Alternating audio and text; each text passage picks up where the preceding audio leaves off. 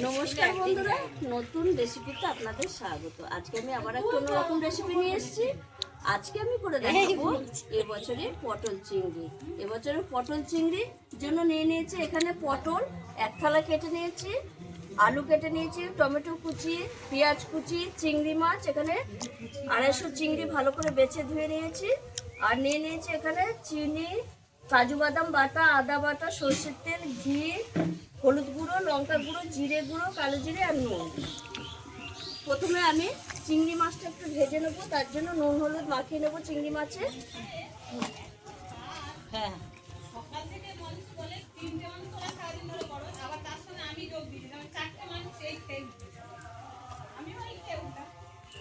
এবার আমি চিংড়ি মাছটা ভেজে নেব।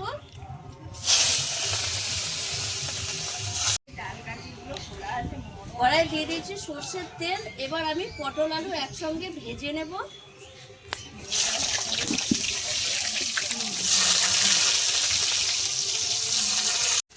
পটলের মধ্যে এবার দিয়ে দেবো আমি হলুদ গুঁড়ো, দিয়ে ভালো করে পটলটা ভেজে নেব।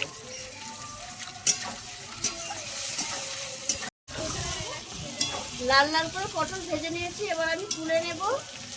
আর একসঙ্গে আলু দিয়ে নিয়ে তাহলে ভালো ভাজা হতো না, জন্য দিয়ে নিই।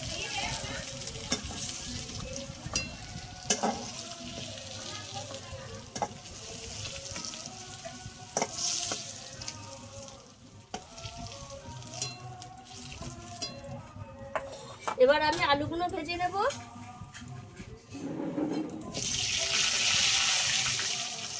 আলুতে নুন হলুদ দিতে হবে না, নুন দিলে তলায় লেগে ধরে। আর হলুদ তো পটল ভাজার হলুদেই হলুদ হয়ে যাবে।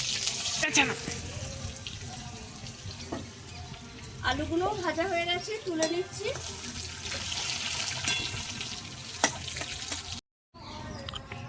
এবার ওই তেলেই দিয়ে দেবো ফোড়নের তেজপাতা, গোটা গরম মশলা, এলাচ, লবঙ্গ, দারচিনি, আর দিয়ে দেবো একটু গোটা জিরে।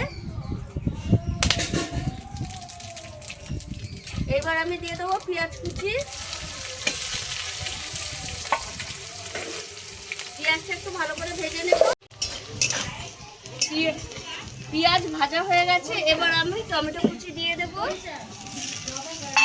দিয়ে দেবো আদা বাটা,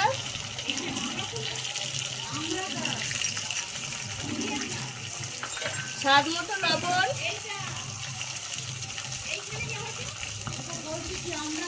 জিরে গুঁড়ো, লঙ্কা গুঁড়ো, হলুদ গুঁড়ো,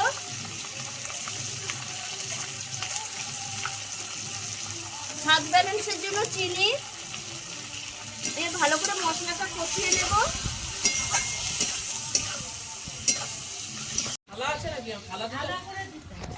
দেখুন বন্ধুরা, মশলা কষা হয়ে গেছে, তেল ছেড়ে দিয়েছে। এবার আমি দিয়ে দেবো ওই কাজু বাদাম বাটা।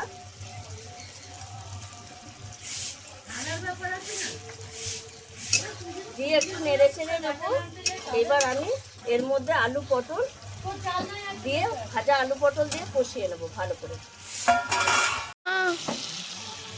পটলের সঙ্গে আলু পটল মশলার সঙ্গে মেশানো হয়ে গেছে। এবার আমি জল দিয়ে দেবো।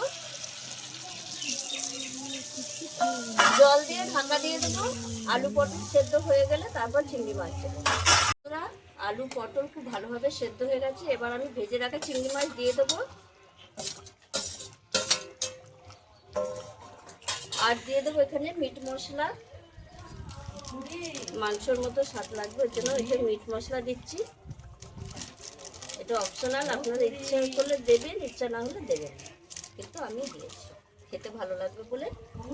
আর দিয়ে দেবো ঘি।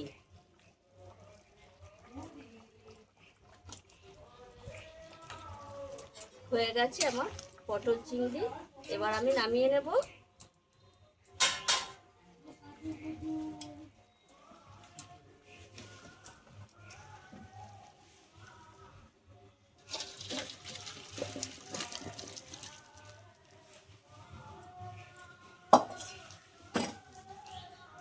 এই গরমের শুরুতে এইভাবে একবার পটল চিংড়ি করে খাবেন, অসাধারণ লাগে।